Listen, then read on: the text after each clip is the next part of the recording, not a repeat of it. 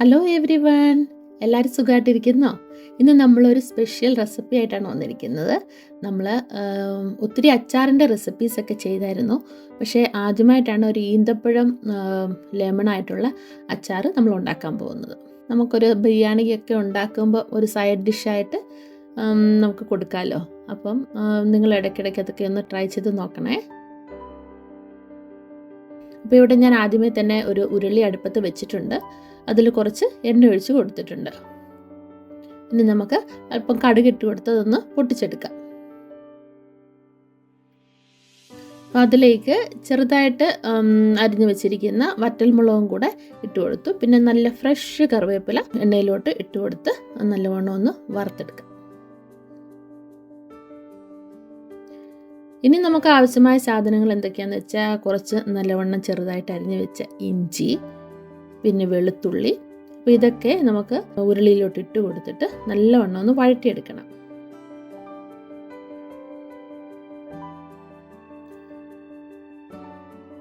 അച്ചാറിൻ്റെ റെസിപ്പീസൊക്കെ തന്നെ നമ്മുടെ വീഡിയോസിൽ കിടപ്പുണ്ട് കേട്ടോ, നമ്മുടെ ചാനലിൽ.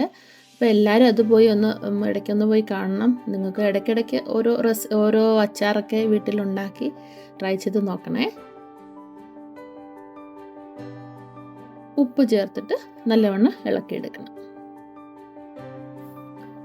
നിങ്ങൾക്ക് വേണമെങ്കിൽ കാന്താരിയോ പച്ചമുളകോ ഒക്കെ വേണമെങ്കിൽ ചേർത്ത് കൊടുക്കാവേ. ഞാനിവിടെ ഇച്ചിരി മുളക് പൊടി കൂടുതൽ ചേർക്കുന്നുണ്ട്, അതുകൊണ്ട് ഞാൻ കാന്താരി ഇട്ടിട്ടുണ്ട്, കൂടാതെ മുളക് പൊടിയും കൂടെ ചേർക്കുന്നുണ്ട്. ഇനി നമുക്ക് നമ്മുടെ ഈന്തപ്പഴമാണ്. ഈന്തപ്പഴം ഞാൻ കുരു എല്ലാം കളഞ്ഞിട്ട് എടുത്ത് വെച്ചിട്ടുണ്ടായിരുന്നു. അത് നമുക്ക് ഇതിൻ്റെ കൂടെ ഇട്ട് ഒന്ന് ചെറുതായിട്ട് വഴറ്റാം.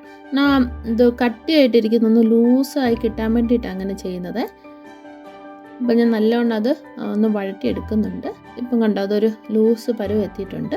ഇനി നമുക്ക് പൊടികൾ ഇട്ട് കൊടുക്കാം. ഞാനിവിടെ ഒരു 1/2 ടീസ്പൂൺ മഞ്ഞൾപ്പൊടി ഇട്ടു.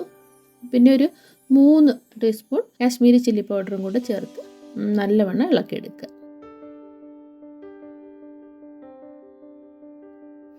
പിന്നെ നമുക്ക് വേണ്ടത് കുറച്ച് ഉലുവപ്പൊടിയാണ്. ഞാൻ നേരത്തെ ഉലുവ പൊടിച്ച് ഓൾറെഡി ഞാൻ നാരങ്ങ എടുത്ത് വെച്ചപ്പോൾ അതിൻ്റെ കൂടെ ചേർത്ത് പുരട്ടി വെച്ചിട്ടുണ്ട്.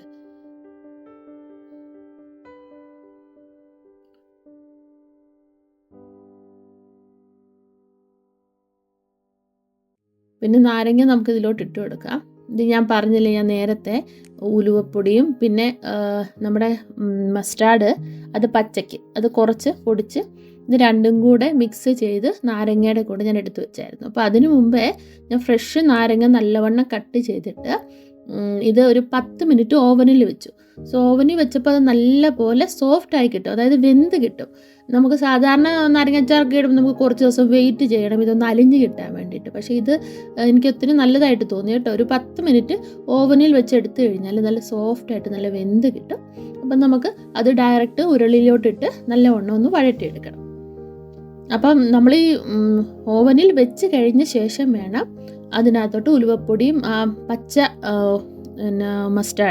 മസ്റ്റാർഡിൻ്റെ പൊടിയും കൂടെ ചേർത്ത്, അത് അധികം ഒന്നും ഇടരുത്, ഒത്തിരി കയ്പ്പായി പോകും, കുറച്ചേ ഇടാവുള്ളൂ. ഒന്ന് ഇളക്കി എടുത്ത് വെച്ചിട്ട് വേണം നമ്മൾ അച്ചാർ ഉണ്ടാക്കാൻ തുടങ്ങാൻ. അപ്പം നമുക്ക് ഇതിലോട്ട് നാരങ്ങ ഇട്ട് കൊടുത്താൽ മതി. ഇപ്പം ഞാൻ ഇത് തിളച്ച് തുടങ്ങിയപ്പം നമ്മുടെ കായപ്പൊടി ഇട്ട് കൊടുത്തു, പിന്നെ കുറച്ച് വിനാഗിരിയും കൂടെ ചേർത്ത് കൊടുത്തിട്ടുണ്ട് കേട്ടോ. എന്നിട്ട് ഇതെല്ലാം ഇട്ട് നല്ലവണ്ണം ഇളക്കി കൊടുക്കണം. 1-2 തള കഴിയുമ്പം തന്നെ നമുക്ക് അറിയാൻ പറ്റും നമ്മുടെ നാരങ്ങാച്ചാറ് റെഡി ആയിട്ടുണ്ട്. അപ്പോൾ എപ്പോഴും ഇളക്കി നല്ലവണ്ണം യോജിപ്പിക്കുക. അപ്പം നമ്മുടെ നാരങ്ങാച്ചാറ് ഇവിടെ റെഡി ആയിട്ട് വന്നിട്ടുണ്ട്. അപ്പോൾ എല്ലാവരും റെസിപ്പീസ് ട്രൈ ചെയ്ത് നോക്കണം. അപ്പോൾ ടേക്ക് കെയർ, ബൈ.